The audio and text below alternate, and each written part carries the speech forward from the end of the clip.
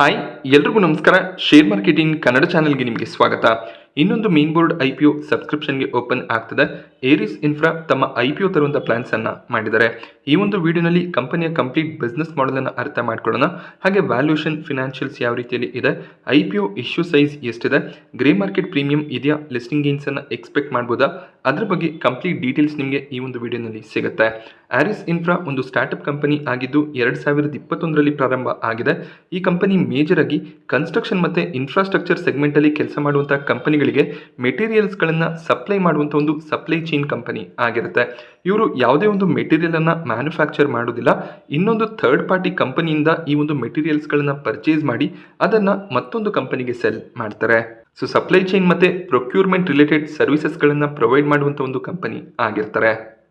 ಒಂದು ಎಕ್ಸಾಂಪಲ್ಗೆ ಹೇಳಬೇಕು ಅಂದರೆ L&T ಈಗ ಕನ್ಸ್ಟ್ರಕ್ಷನ್ ಆಕ್ಟಿವಿಟಿಯನ್ನು ಮಾಡಬೇಕು ಅಂದರೆ ಅವ್ರಿಗೆ ಕನ್ಸ್ಟ್ರಕ್ಷನ್ ಮೆಟೀರಿಯಲ್ಗಳ ಅವಶ್ಯಕತೆ ಇರುತ್ತೆ. ಅದು TMT ಪೈಪ್ಸ್ ಆಗಿರ್ಬೋದು, MS ವೈರ್ಸ್ ಆಗಿರ್ಬೋದು, ಅಥವಾ ಸಿಮೆಂಟ್, ಪೇಂಟ್ ಈ ರೀತಿಯ ಮೆಟೀರಿಯಲ್ಗಳ ಅವಶ್ಯಕತೆ ಇರುತ್ತೆ. ಸೊ L&T ಕಂಪನಿ ಕನ್ಸ್ಟ್ರಕ್ಷನ್ ಆಕ್ಟಿವಿಟಿಯನ್ನು ಮಾಡೋದು ಬಿಟ್ಟು ಈ ಒಂದು ಮೆಟೀರಿಯಲ್ಸ್ಗಳನ್ನ ಪರ್ಚೇಸ್ ಮಾಡೋ ಬಗ್ಗೆ ಯೋಚನೆ ಮಾಡ್ತಾ ಕೂತ್ಕೊಂಡ್ರೆ ಅವರ ಬಿಸ್ನೆಸ್ ಡಿಲೇ ಆಗುವಂಥ ಚಾನ್ಸಸ್ ಇರುತ್ತೆ. ಸೊ ಈ ರೀತಿಯಲ್ಲಿ ಮಿಡಲ್ ಮ್ಯಾನ್ ಸರ್ವಿಸಸ್ ಅನ್ನು ಪ್ರೊವೈಡ್ ಮಾಡುವಂಥ ಕಂಪನಿ ಆರಿಸ್ ಇನ್ಫ್ರಾ ಸೊಲ್ಯೂಷನ್ ಆಗಿರ್ತಾರೆ. ಇದೊಂದು ಟೆಕ್ನಾಲಜಿ ಓರಿಯೆಂಟೆಡ್ ಕಂಪನಿ ಆಗಿರುತ್ತೆ. ಸೊ ಇವರದೇ ಆದ ಒಂದು ಸಾಫ್ಟ್ವೇರ್ ಪ್ಲಾಟ್ಫಾರ್ಮ್ ಇದೆ. ಈ ಒಂದು ಪ್ಲಾಟ್ಫಾರ್ಮ್ ನಲ್ಲಿ ಕಂಪನಿಗಳು ಆರ್ಡರ್ಸ್ ಅನ್ನ ಪ್ಲೇಸ್ ಮಾಡಬಹುದಾಗುತ್ತೆ. ಇದೊಂದು B2B ಕಂಪನಿ ಆಗಿರುತ್ತೆ. B2B ಅಂದಾಗ ಬಿಸ್ನೆಸ್ ಟು ಬಿಸ್ನೆಸ್. ಒಂದು ಬಿಸ್ನೆಸ್ ನಿಂದ ಮೆಟೀರಿಯಲ್ಸ್ ಗಳನ್ನ ಪ್ರೊಕ್ಯೂರ್ ಮಾಡಿಕೊಂಡು ಇನ್ನೊಂದು ಬಿಸ್ನೆಸ್ಗೆ ಅದನ್ನ ಸಪ್ಲೈ ಮಾಡೋದು ಈ ಕಂಪನಿಯ ಮೇಜರ್ ಬಿಸ್ನೆಸ್ ಆಗಿದೆ. ಸೊ ಇದನ್ನ ಆ ಕಂಪ್ನಿಗಳೇ ಮಾಡ್ಬೋದಲ್ಲ ಅನ್ನುವಂಥ ಒಂದು ಕ್ವೆಶ್ಚನ್ ಕೂಡ ಬರುತ್ತೆ.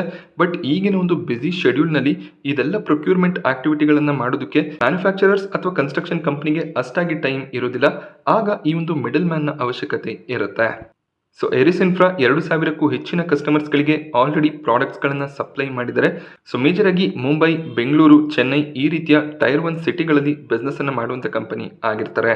ಸೊ ಕಂಪನಿಯ major clients Jayakumar infra projects, Apcon infrastructure, EMS limited, Singla construction ಈ ರೀತಿಯ ಕ್ಲೈಂಟ್ಸ್ ನೋಡೋದಕ್ಕೆ ಸಿಗ್ತಾರೆ. ಈ ರೀತಿಯಲ್ಲಿ 2000ಕ್ಕೂ ಹೆಚ್ಚಿನ ಕಸ್ಟಮರ್ಸ್ಗಳಿಗೆ ಇವರು ಪ್ರಾಡಕ್ಟ್ಸನ್ನು ರೆಗ್ಯುಲರ್ ಆಗಿ ಸಪ್ಲೈ ಮಾಡ್ತಿರ್ತಾರೆ. ಹಾಗೆ ಆರಿಸ್ ಇನ್ಫ್ರಾ ಒಂದು ಸಬ್ಸಿಡರಿ ಕಂಪನಿಯನ್ನು ಕೂಡ ಹೊಂದಿದ್ದಾರೆ. ಈ ಒಂದು ಸಬ್ಸಿಡರಿ ಕಂಪನಿ ರಿಯಲ್ ಎಸ್ಟೇಟ್ ಡೆವಲಪರ್ಸ್ಗಳಿಗೆ ಅಡ್ವೈಸರಿ, ಕನ್ಸಲ್ಟೆನ್ಸಿ ಮತ್ತು ಮಾರ್ಕೆಟಿಂಗ್ ಸರ್ವಿಸಸ್ ಅನ್ನು ಪ್ರೊವೈಡ್ ಮಾಡುತ್ತೆ. ಸೊ ಮೇಜರ್ ಆಗಿ ರಿಯಲ್ ಎಸ್ಟೇಟ್ ಬೇಸ್ಡ್ ಕಂಪನಿಗಳನ್ನು ಫೋಕಸ್ನಲ್ಲಿ ಇಟ್ಟಿರುವಂಥ ಒಂದು ಕಂಪನಿ ಆಗಿರ್ತಾರೆ. ಸೊ ಕಂಪನಿಯ ಸ್ಟ್ರೆಂತ್ಸ್ ಅನ್ನು ಅಬ್ಸರ್ವ್ ಮಾಡೋದಾದ್ರೆ, ಸೊ ಮುಂದಿನ ದಿನಗಳಲ್ಲಿ ಭಾರತದಲ್ಲಿ ಸಾಕಷ್ಟು ಇನ್ಫ್ರಾ ಪ್ರಾಜೆಕ್ಟ್ಸ್ಗಳು ಆಗುತ್ತೆ. ರಿಯಲ್ ಎಸ್ಟೇಟ್ ಕಂಪನಿಗಳು ಕೂಡ ಅಷ್ಟೇ ಅಗ್ರೆಸಿವ್ ಆಗಿ ಕನ್ಸ್ಟ್ರಕ್ಷನ್ಸ್ಗಳನ್ನು ಮಾಡ್ತಿದ್ದಾರೆ. ಸೊ ಸಾಕಷ್ಟು ಆಪರ್ಚುನಿಟಿ ಕೂಡ ಇರುತ್ತೆ. ಸೊ ಟೆಕ್ನಾಲಜಿಯನ್ನು ಬಳಸ್ಕೊಂಡು ಕಂಪನಿ ಬಿಸ್ನೆಸ್ ಅನ್ನು ಮಾಡ್ತಿರೋದ್ರಿಂದ ಮುಂದಿನ ದಿನಗಳಲ್ಲಿ ಟೆಕ್ನಾಲಜಿ ಇಂಪ್ರೂವ್ಮೆಂಟ್ನ ಜೊತೆಯಲ್ಲಿ ಇವರು ಕೂಡ ಒಳ್ಳೆ ಒಂದು ಪ್ರಾಫಿಟ್ಸ್ ಅನ್ನು ಜನರೇಟ್ ಮಾಡುವಂಥ ಚಾನ್ಸಸ್ ಇರುತ್ತೆ. ಲಾಂಗ್ ಟರ್ಮ್ ಸ್ಟ್ರಾಟಜಿಕ್ ಬೆನಿಫಿಟ್ ಕಂಪನಿಗೆ ಸಿಗುವಂಥ ಚಾನ್ಸಸ್ ಇದೆ. ಕಂಪನಿ ಒಂದು ಸ್ಟ್ರಾಂಗ್ ನೆಟ್ವರ್ಕ್ ಅನ್ನು ಕೂಡ ಬಿಲ್ಡ್ ಮಾಡ್ತಾ ಇದ್ದಾರೆ. ಸೊ ವೀಕ್ನೆಸ್ ಅನ್ನು ಅಬ್ಸರ್ವ್ ಮಾಡಿದಾಗ ಸಾಕಷ್ಟು ಡಿಪೆಂಡೆನ್ಸಿ ಇದೆ. ಅದು ಮ್ಯಾನುಫ್ಯಾಕ್ಚರರ್ಸ್ ಆಗಿರ್ಬೋದು ಅಥವಾ ಇವರ ಕ್ಲೈಂಟ್ಸ್ ಆಗಿರ್ಬೋದು, ಎರಡೂ ಕಡೆಯಿಂದ ಇವರಿಗೆ ಆರ್ಡರ್ಸ್ಗಳು ಸಿಗ್ತಿರಬೇಕಾಗುತ್ತೆ. ಆಗಷ್ಟೇ ಬಿಸ್ನೆಸ್ ಸ್ಟ್ರಾಂಗ್ ಆಗಿ ಇರುತ್ತೆ. ಕೇವಲ ಮಹಾರಾಷ್ಟ್ರ, ತಮಿಳುನಾಡು, ಕರ್ನಾಟಕದಲ್ಲಿ ಪ್ರೆಸೆನ್ಸ್ ಅನ್ನ ಹೊಂದಿದ್ದಾರೆ. ಬಿಸ್ನೆಸ್ ಅನ್ನ ಇನ್ನಷ್ಟು ಎಕ್ಸ್ಪ್ಯಾಂಡ್ ಮಾಡಬೇಕಾಗುತ್ತೆ. ಆಗ ಒಳ್ಳೆ ಒಂದು ಗ್ರೋತ್ನ ಎಕ್ಸ್ಪೆಕ್ಟೇಷನ್ ಇರುತ್ತೆ. ಹಾಗೆ ಇವರ ಕಸ್ಟಮರ್ಸ್ಗಳ ಜೊತೆಯಲ್ಲಿ ಲಾಂಗ್ ಟರ್ಮ್ ಕಾಂಟ್ರಾಕ್ಟ್ ಇಲ್ಲ. ಯಾವಾಗ ಕಸ್ಟಮರ್ಸ್ಗಳಿಗೆ ಈ ಮೆಟೀರಿಯಲ್ಸ್ಗಳ ಅವಶ್ಯಕತೆ ಇರುತ್ತೆ ಅವರು ಇವರ ಪ್ಲಾಟ್ಫಾರ್ಮ್ನಲ್ಲಿ ಆರ್ಡರ್ಗಳನ್ನು ಪ್ಲೇಸ್ ಮಾಡ್ತಾರೆ. ಸೊ ಲಾಂಗ್ ಟರ್ಮ್ ಕಾಂಟ್ರಾಕ್ಟ್ಸ್ ಇದ್ದರೆ ಲಾಂಗ್ ಟರ್ಮ್ನಲ್ಲಿ ಒಳ್ಳೆ ಒಂದು ರೆವಿನ್ಯೂಸ್ ಬರುತ್ತೆ ಅನ್ನುವಂಥ ಗ್ಯಾರಂಟಿ ಇರುತ್ತೆ. ಬಟ್ ಆ ರೀತಿಯ ಗ್ಯಾರಂಟೀಸ್ ಈಗ ಸದ್ಯಕ್ಕೆ ನೋಡೋದಕ್ಕೆ ಸಿಗ್ತಿಲ್ಲ. ಕಂಪನಿ ಹೆಚ್ಚಾಗಿ AI, ಮೆಷಿನ್ ಲರ್ನಿಂಗ್ ಈ ರೀತಿಯ ಟೆಕ್ನಾಲಜಿ ಮೇಲೆ ಡಿಪೆಂಡೆನ್ಸ್ ಅನ್ನು ಹೊಂದಿದೆ. ಸೊ ಟೆಕ್ನಾಲಜಿ ಸ್ಟ್ರೆಂತ್ ಕೂಡ ಆಗ್ಬೋದು, ವೀಕ್ನೆಸ್ ಕೂಡ ಆಗುವಂಥ ಚಾನ್ಸಸ್ ಇರುತ್ತೆ. ಆರಿಸ್ ಇನ್ಫ್ರಾ ಸೊಲ್ಯೂಷನ್ನ IPO ಜೂನ್ 18 ಬುಧವಾರ ಸಬ್ಸ್ಕ್ರಿಪ್ಷನ್ಗೆ ಓಪನ್ ಆಗುತ್ತೆ. ಜೂನ್ 20ರವರೆಗೂ ಈ ಒಂದು IPOನಲ್ಲಿ ನೀವು ಸಬ್ಸ್ಕ್ರೈಬ್ ಮಾಡ್ಕೋಬಹುದು. ₹2 ಫೇಸ್ ವ್ಯಾಲ್ಯೂ ನೋಡೋದಕ್ಕೆ ಸಿಗ್ತಿದ್ದು 210ರ ಲೋವರ್ ಪ್ರೈಸ್ ಬ್ಯಾಂಡ್, 222ರ ಕಟ್ ಆಫ್ ಪ್ರೈಸನ್ನು ಕಂಪನಿ ಸೆಟ್ ಮಾಡಿದ್ದಾರೆ. 67 ಶೇರ್ಗಳ ಲಾಟ್ ಆಗಿರುತ್ತೆ. ಸೊ ಮಿನಿಮಮ್ 67 ಶೇರ್ಸ್ಗಳಿಗೆ ನೀವು ಅಪ್ಲೈ ಮಾಡಲೇಬೇಕು. ಹಾಗೆ ರೀಟೇಲ್ ಕ್ಯಾಟಗರಿಯಲ್ಲಿ ಅಪ್ಲೈ ಮಾಡ್ತಿದ್ದೀರಾ ಅಂದರೆ 222ರ ಕಟ್ ಆಫ್ ಪ್ರೈಸ್ ಏನಿದೆ ಅದೇ ಒಂದು ಪ್ರೈಸ್ನಲ್ಲಿ ನೀವು ಅಪ್ಲೈ ಮಾಡಬೇಕಾಗುತ್ತೆ. ಸೊ ಒಂದು ಲಾಟ್ಗೆ ಅಪ್ಲೈ ಮಾಡೋದಕ್ಕೆ ₹14,874 ಬೇಕಾಗುತ್ತೆ. ಮ್ಯಾಕ್ಸಿಮಮ್ ರಿಟೇಲ್ ಕ್ಯಾಟಗರಿಯಲ್ಲಿ 13 ಲಾಟ್ಗೆ ನೀವು ಅಪ್ಲೈ ಮಾಡ್ಬೋದು. ₹1,93,362 ಬೇಕಾಗುತ್ತೆ. ಆರಿಸ್ ಇನ್ಫ್ರಾ ಸೊಲ್ಯೂಷನ್ನ IPO ಅಲಾಟ್ಮೆಂಟ್ ಡೇಟ್ 23 ಜೂನ್ ಆಗಿರುತ್ತೆ. ಅಲಾಟ್ಮೆಂಟ್ ಸಿಗಲಿಲ್ಲ ಅಂದರೆ ರೀಫಂಡ್ ನಿಮಗೆ 24 ಜೂನ್ಗೆ ಕ್ರೆಡಿಟ್ ಆಗುತ್ತೆ. ಅಲಾಟ್ಮೆಂಟ್ ಸಿಕ್ಕಿದ್ರೆ ಶೇರ್ಸ್ಗಳು ನಿಮ್ಮ ಡಿಮ್ಯಾಟ್ ಅಕೌಂಟ್ನಲ್ಲಿ 24 ಜೂನ್ಗೆ ಕ್ರೆಡಿಟ್ ಆಗುತ್ತೆ. IPO ಲಿಸ್ಟಿಂಗ್ ಡೇಟ್ 25 ಜೂನ್ ಆಗಿರುತ್ತೆ. ಆರಿಸ್ ಇನ್ಫ್ರಾ ಸೊಲ್ಯೂಷನ್ನ ಫಿನಾನ್ಷಿಯಲ್ಸನ್ನು ಅಬ್ಸರ್ವ್ ಮಾಡಿದಾಗ ಕಂಪನಿಯ ರೆವೆನ್ಯೂಸ್ನಲ್ಲಿ ಅಸೆಟ್ನಲ್ಲಿ consistent growth year on year ನೋಡೋದಕ್ಕೆ ಸಿಗ್ತದೆ. ಬಟ್ ಕಂಪನಿ 2022-23-24 ಫಿನಾನ್ಷಿಯಲ್ ಇಯರ್ನಲ್ಲಿ ಲಾಸ್ ಮೇಕಿಂಗ್ ಬಿಸ್ನೆಸ್ ಆಗಿತ್ತು. ಬಟ್ 2025 ಫಿನಾನ್ಷಿಯಲ್ ಇಯರ್ನ 3 ಕ್ವಾರ್ಟರ್ಗಳಲ್ಲಿ 6 ಕೋಟಿ ಪ್ರಾಫಿಟ್ಸನ್ನು ಡಿಕ್ಲೇರ್ ಮಾಡಿದ್ದಾರೆ. ಸೊ ಯೂಶಲಿ ಈ ರೀತಿಯ ಫಿನಾನ್ಷಿಯಲ್ಸನ್ನು ಸಾಕಷ್ಟು ಕಂಪನಿಗಳಲ್ಲಿ ನಾವು ಅಬ್ಸರ್ವ್ ಮಾಡಿದ್ದೀವಿ. IPO ಬರುತ್ತೆ ಅಂದಾಗ ಕಂಪನೀಸ್ ಪ್ರಾಫಿಟ್ಸನ್ನು ತೋರಿಸ್ತಾರೆ. ಸೊ ಮಾರ್ಕೆಟ್ನಲ್ಲಿ ಲಿಸ್ಟ್ ಆದಮೇಲೆ ಮತ್ತೆ ಲಾಸ್ ನೋಡೋದಕ್ಕೆ ಸಿಗುತ್ತೆ.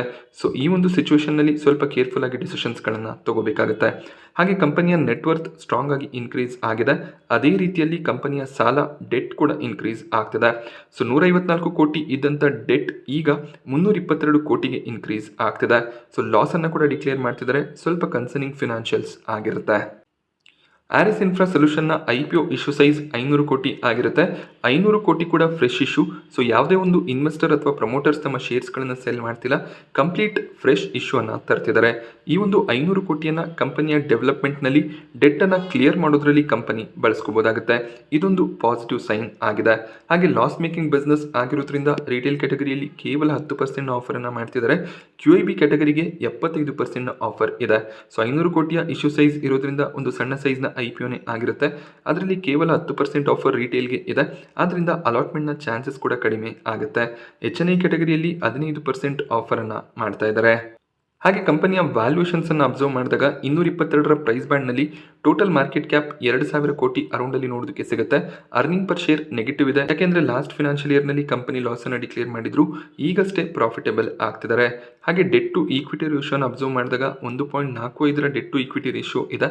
ಸೊ 1 ಮೇಲೆ ಡೆಟ್ ಟು ಈಕ್ವಿಟಿ ರೇಷಿಯೋ ಇದ್ರೆ ಅಷ್ಟು ಸ್ಟೇಬಲ್ ಬಿಸ್ನೆಸ್ ಆಗಿರೋದಿಲ್ಲ. ಹಾಗೆ ರಿಟರ್ನ್ ಆನ್ ನೆಟ್ವರ್ತ್ ಕೂಡ ನೆಗೆಟಿವ್ನಲ್ಲಿ ಕಾಣಿಸುತ್ತೆ.